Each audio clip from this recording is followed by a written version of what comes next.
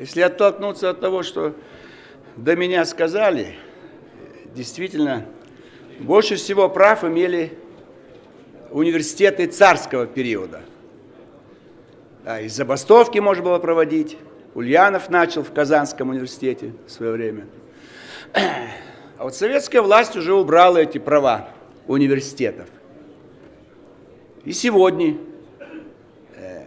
мы, ЛДПР, уже предлагали много раз ограничить срок пребывания ректоров, чтобы они не умирали на посту и не были по 20-30 лет. 5 лет – максимальный срок. И каждый декан имел бы право, возможность стать ректором. Хотя в МГУ 40 факультетов, им нужно 200 лет ждать, чтобы стать ректором. Но тем не менее, какой-то вариант должен быть. Но, мне кажется, сегодня более важны для нас вопросы войны и мира. Вы все уже знаете о том, что дано указание о выводе наших войск из Сирии. Но теперь надо уметь дать прогноз. Потом лет через 10 скажут, да, вот мы тогда как бы не поняли, как с Афганистаном. Что с Афганистаном ошибка была? Надо было не выводить, а еще вводить войска и двигаться дальше на Пакистан, который членом НАТО не является. И генеральный штаб это предлагал, но в руководстве у нас сидят колхозники, генеральные секретари ЦК КПСС, землемер у нас Брежнев, или полушахтер Хрущев, или другие вообще с неизвестным образованием. Стратегического мышления нет. И была бы победа, и Аль-Каиды бы не было бы, и ИГИЛ сегодня бы не было. То есть дальше кабинета они ничего не видят. Они даже не знают, что такое Средняя Азия. Ельцину посоветовал Бурбулис, давайте отцепим эти вагоны лишние. И Ельцин, давай, он даже не знает, что это кладовая Средняя Азия. Там нефть, газ, уран, золото, мясо, шерсть, хлопок. Все то, что мы сегодня закупаем на остатки валюты, и нам не хватает этого.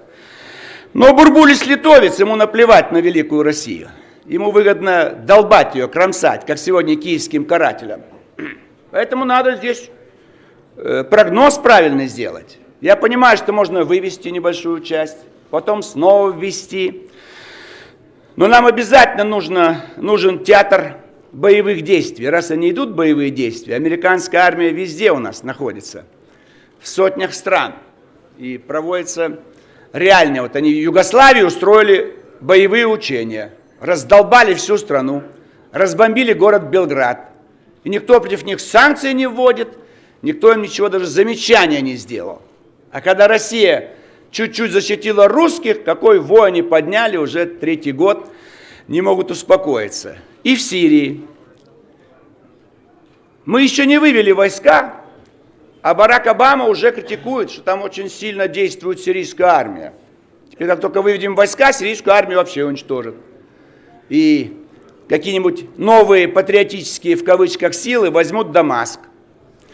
Это вот тоже нужно иметь в виду. И потом нам некому будет давать приглашение, чтобы направить наши войска. Нам сегодня Башар Асад нужен с точки зрения легитимности нахождения наших войск, как Янукович. Если бы наша разведка и МИД поработали бы с ним, то он бы не стал бы встречаться с оппозицией 22 февраля, а пригласил бы провести учения совместные русской и украинской армии на территории Киевского гарнизона. И имел право это сделать как законный президент. Но опять, что вы ждете от человека, который шапки воровал в детстве? Или кем он был, какое образование? Полностью, так сказать, никакого мышления, так сказать, нету. Это вот кадровая политика. Это рабочие крестьяне у власти.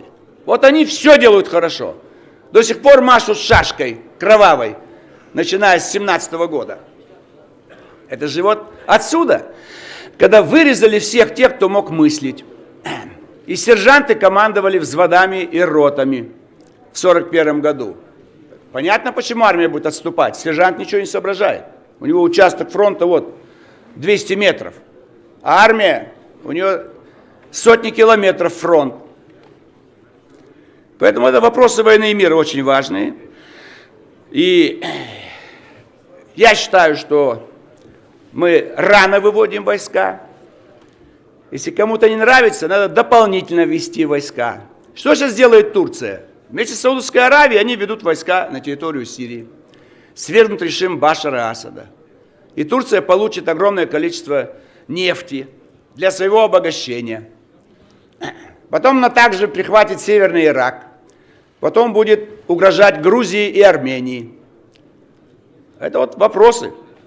А мы будем войска водить в Абхазию уже и в Южную Осетию. Сейчас там подальше от нас, потом придется поближе. Турция – это цепной пес Европы. Она не нужна как страна внутри Европы. Она нужна как хорошо вооруженная и антирусски настроенная. Это антирусский настрой хуже, чем на Украине. Это 500 лет антирусских настроений, потому что русская армия уничтожала турецкую армию всегда. И в крови у любого турка ненависть. Они, учебники истории, открывайте их, как война с участием Турции, так разгром от русской армии. Какое отношение может быть к русским? Конечно, враждебное. У нас с немцами всего 2 стычки было, может быть 3 там, при Александре Невском. А здесь вся история, и вся империя рухнула.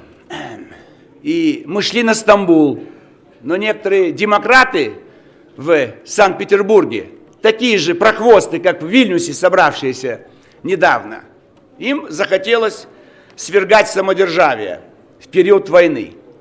Ну, турки тоже свергли султана, но потом, попозже, когда закончилась Первая мировая война.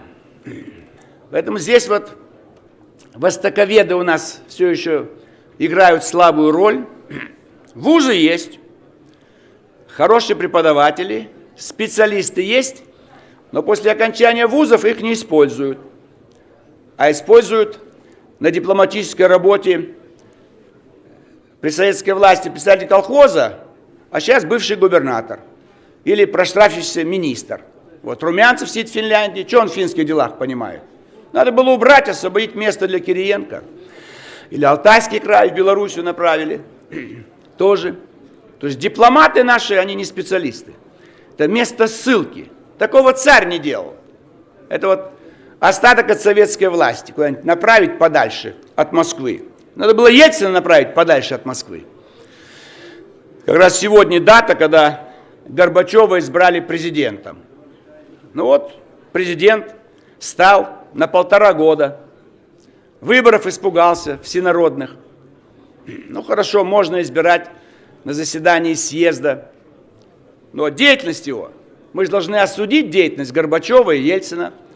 Мы до сих пор этого не сделали. Вот мы вносим постановление фракции ЛДПР об осуждении всей политической и экономической деятельности 2 режимов, Горбачев и Ельцин. И, может быть, это послужит написанию правильных параграфов про период перестройки в учебниках наших истории. Там может быть разная позиция. Но, конечно, нельзя Власова объявлять борцом за свободу.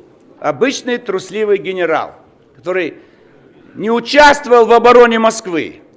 И плохие кадровики сделали представление Сталину, ему дали, по-моему, героя Советского Союза. В любом случае, 2-ю звезду. Он ничего не делал. В госпитале лежал, ухо у него болело. Обычная трусость. Не участвовать в боях. Поэтому надо было бы НКВД следить не за солдатами, а за генералами.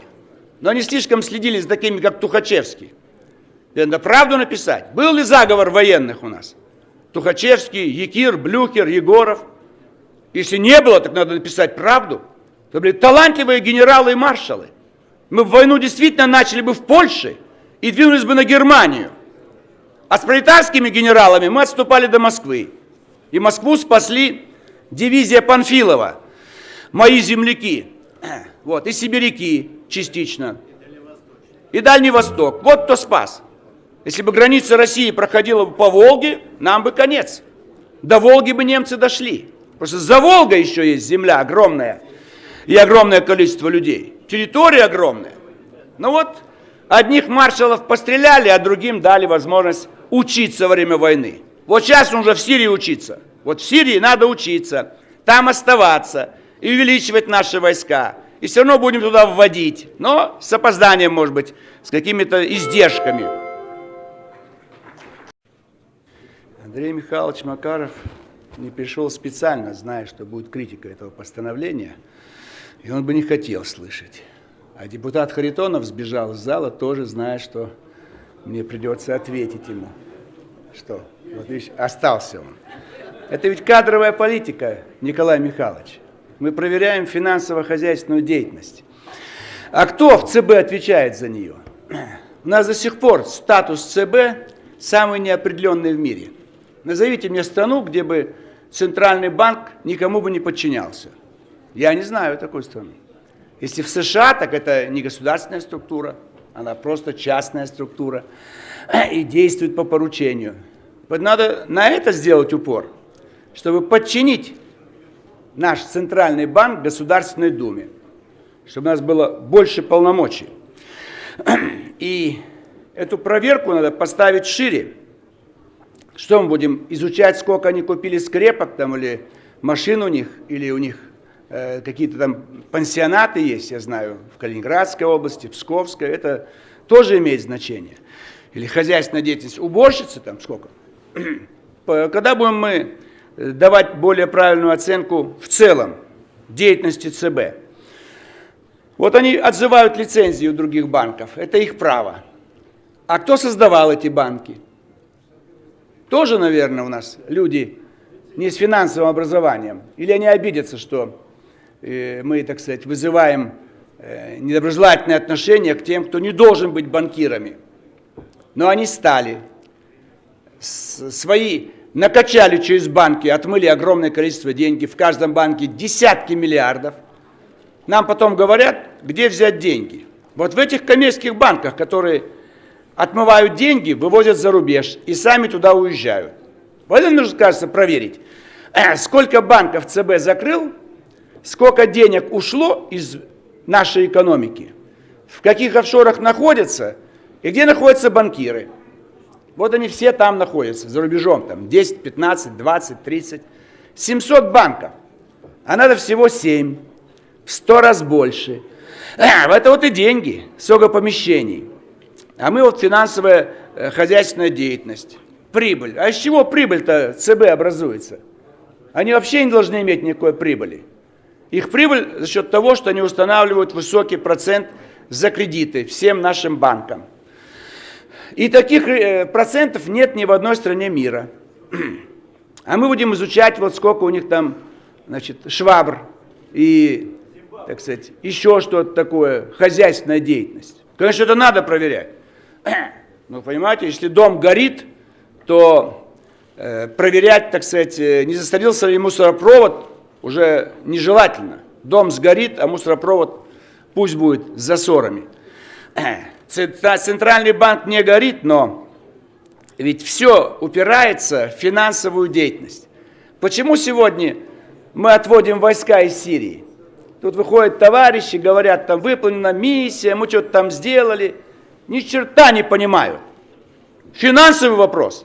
США больше не нужна ближневосточная нефть.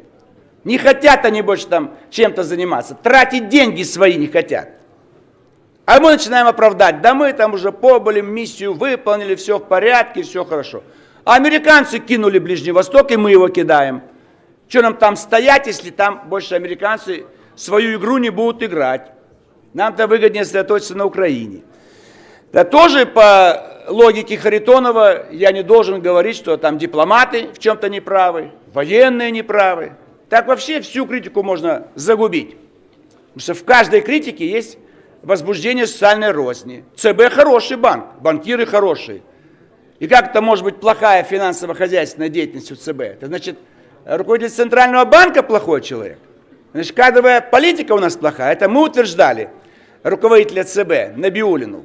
Значит, мы с вами ни черта не соображаем. Пусть Харитонов за это отвечает. Вот пускай он своими крестьянскими мозгами нам докажет, что это так или не так. Я помню, выступил на митинге «Демократия у них и у нас». Декабрь 1967 года. Некоторые из вас еще не родились. когда уже о демократии говорил. И меня партком МГУ поставил на заметочку. Потому что я сказал, что кадровая политика советская, вот, партийная, везде при обсуждении любой вакансии участник войны, не участники в сторону. Уже они хорошо воевали, но прошло уже 20 лет. В чем их деловые качества? Кадровая политика была неправильная. Потом я по кадровой политике выступил в 1985 году, через 20 лет, когда Шеварднадзе и Алиева перевели в Москву. Я сказал, вы кого переводите? Это национал-сепаратисты. Прошло 5-6 лет, и они возглавили свои независимые государства. Но коммунисты, как Харитонов, на парткоме издательства «Мир» меня осуждали. Как это я неправильно оцениваю кадровую политику ЦК КПСС, или тогда уже Горбачев был. Правильно товарищ Шеварднадзе поработал в Москве, сдал наши интересы на Дальнем Востоке и уехал возглавлять Грузию. И именно кадрами, Николай Михайлович, надо заниматься. А когда мозги крестьянские, я в свинарник не пойду. У меня тетка была в свинарнике, я зашел на 5 минут и выскочил, такая вонь там стоит. И на Норильский комбинат я зашел на минуту, выскочил, меня все горло перехватило. Каждый должен заниматься своим трудом, Николай Михайлович. У вас хорошо получалось свиноводство. Вы ушли из свиноводства в депутаты. И где ваши свиньи в Сибири? Надо заниматься тем, чем можете. Я не могу свиноводством заниматься. У меня было 3 страуса на даче, все 3 сдохли. Потому что надо уметь ухаживать. Как их кормить, чем кормить. Не надо влезть не в свои дела. 30 тысяч стоит, представляете? 100 тысяч мне убытку. Кто мне, Харитонов заплатит? Сельское хозяйство. Да. Поэтому надо шире ставить вопрос. Нам нужен другой центральный банк с другим подчинением. И нам наплевать, какая там хозяйственная деятельность. Деньги должны идти на производство, фабрики и заводы. Коммунисты не отдали фабрики и заводы рабочим. Но сегодня хотя бы деньги дайте фабрикам и заводам. Мы им деньги не даем. Деньги крутятся в банках и уходят за границу. В этом проблема нашей экономики, а не в хозяйственной деятельности ЦБ. Поэтому давайте мозги прочищать, те, кто